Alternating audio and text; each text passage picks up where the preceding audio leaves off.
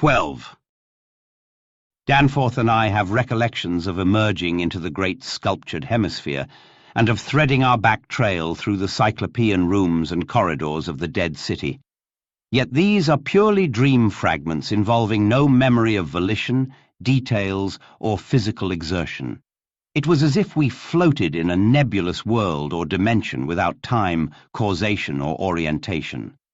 The grey half-daylight of the vast circular space sobered us somewhat, but we did not go near those cached sledges or look again at poor Gedney and the dog. They have a strange and titanic mausoleum, and I hope the end of this planet will find them still undisturbed. It was while struggling up the colossal spiral incline that we first felt the terrible fatigue and short breath which our race through the thin plateau air had produced. But not even the fear of collapse could make us pause before reaching the normal outer realm of sun and sky. There was something vaguely appropriate about our departure from those buried epochs, for as we wound our panting way up the 60-foot cylinder of primal masonry, we glimpsed beside us a continuous procession of heroic sculptures in the dead race's early and undecayed technique, a farewell from the old ones, written 50 million years ago. Finally scrambling out at the top, we found ourselves on a great mound of tumbled blocks, with the curved walls of higher stonework rising westward, and the brooding peaks of the great mountains showing beyond the more crumbled structures toward the east. The low Antarctic sun of midnight peered redly from the southern horizon through rifts in the jagged ruins, and the terrible age and deadness of the nightmare city seemed all the starker by contrast, with such relatively known and accustomed things as the features of the polar landscape. The sky above was a churning and opalescent mass of tenuous ice vapors, and the cold clutched at our vitals. Wearily resting the outfit bags to which we had instinctively clung throughout our desperate flight, we rebuttoned our heavy garments for the stumbling climb down the mound and the walk through the aeon-old stone maze to the foothills where our aeroplane waited. Of what had set us fleeing from the darkness of Earth's secret and archaic gulfs, we said nothing at all. In less than a quarter of an hour, we had found the steep grade to the foothills, the probable ancient terrace, by which we had descended, and could see the dark bulk of our great plain amidst the sparse ruins on the rising slope ahead. Halfway uphill toward our goal, we paused for a momentary breathing spell, and turned to look again at the fantastic Paleogean tangle of incredible stone shapes below us, once more outlined mystically against an unknown west. As we did so, we saw that the sky beyond had lost its morning haziness, the restless ice vapors having moved up to the zenith, where their mocking outlines seemed on the point of settling into some bizarre pattern which they feared to make quite definite or conclusive. There now lay revealed on the ultimate white horizon behind the grotesque city a dim, elfin line of pinnacled violet, whose needle-pointed heights loomed dreamlike against the beckoning rose color of the western sky. Up toward this shimmering rim sloped the ancient tableland, the depressed course of the bygone river, traversing it as an irregular ribbon of shadow.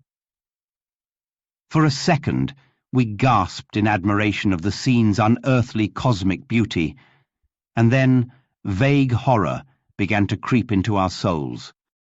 For this far violet line could be nothing else than the terrible mountains of the Forbidden Land, highest of Earth's peaks and focus of Earth's evil, harbourers of nameless horrors and Archean secrets, shunned and prayed to by those who feared to carve their meaning, untrodden by any living thing of Earth, but visited by the sinister lightnings and sending strange beams across the plains in the polar night, beyond doubt the unknown archetype of that dreaded Kadath in the cold waste beyond abhorrent Leng, whereof unholy primal legends hint evasively.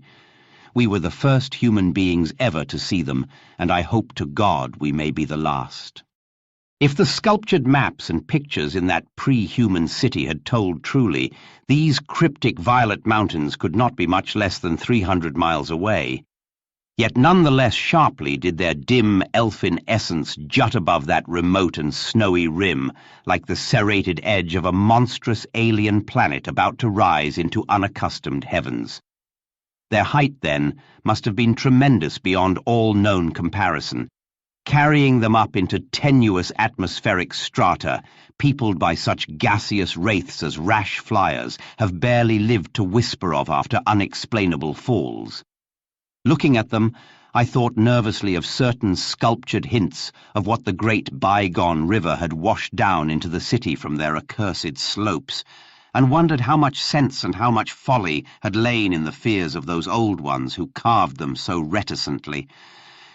I recalled how their northerly end must come near the coast at Queen Mary Land, where even at that moment Sir Douglas Mawson's expedition was doubtless working less than 1,000 miles away, and hoped that no evil fate would give Sir Douglas and his men a glimpse of what might lie beyond the protecting coastal range.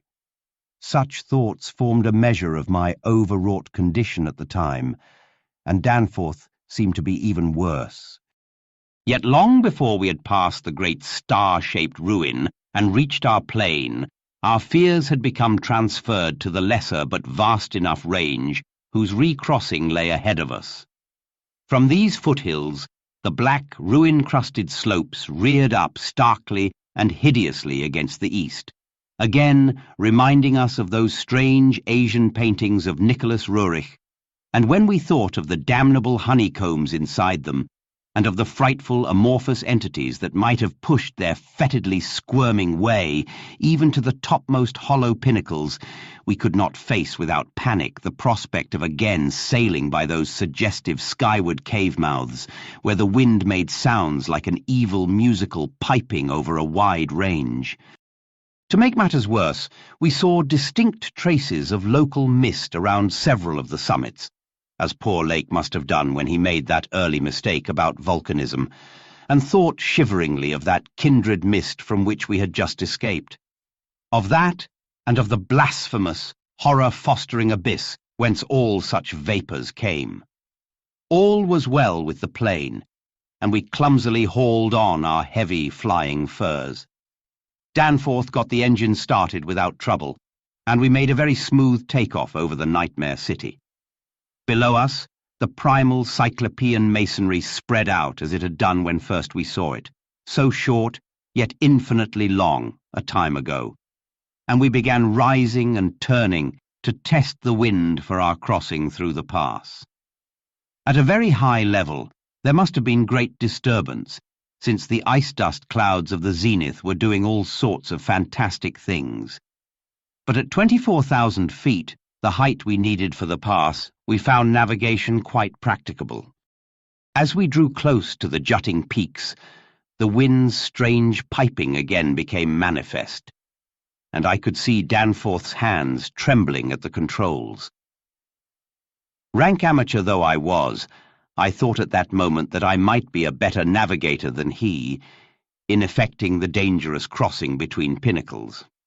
And when I made motions to change seats and take over his duties, he did not protest.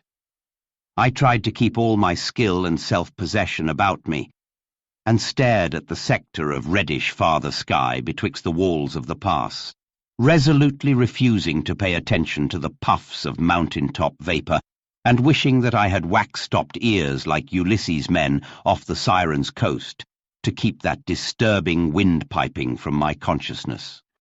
But Danforth, released from his piloting and keyed up to a dangerous nervous pitch, could not keep quiet. I felt him turning and wriggling about as he looked back at the terrible receding city, ahead at the cave-riddled, cube-barnacled peaks, sidewise at the bleak sea of snowy, rampart-strewn foothills, and upward at the seething, grotesquely clouded sky. It was then, just as I was trying to steer safely through the pass, that his mad shrieking brought us so close to disaster by shattering my tight hold on myself and causing me to fumble helplessly with the controls for a moment. A second afterward, my resolution triumphed, and we made the crossing safely, yet I am afraid that Danforth will never be the same again. I have said that Danforth refused to tell me what final horror made him scream out so insanely, a horror which, I feel sadly sure, is mainly responsible for his present breakdown. We had snatches of shouted conversation above the wind's piping and the engines buzzing as we reached the safe side of the range and swooped slowly down toward the camp, but that had mostly to do with the pledges of secrecy we had made as we prepared to leave the Nightmare City. Certain things we had agreed were not for people to know and discuss lightly, and I would not speak of them now, but for the need of heading off that Starkweather Moor expedition, and others at any cost. It is absolutely necessary for the peace and safety of mankind that some of Earth's dark, dead corners and unplumbed depths be let alone, lest sleeping abnormalities wake to resurgent life, and blasphemously surviving nightmares squirm and splash out of their black lairs to newer and wider conquests.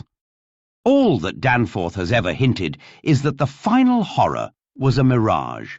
It was not, he declares, anything connected with the cubes and caves of echoing, vaporous, wormily honeycombed mountains of madness which we crossed, but a single fantastic, demoniac glimpse, among the churning zenith clouds, of what lay back of those other violet westward mountains which the old ones had shunned and feared.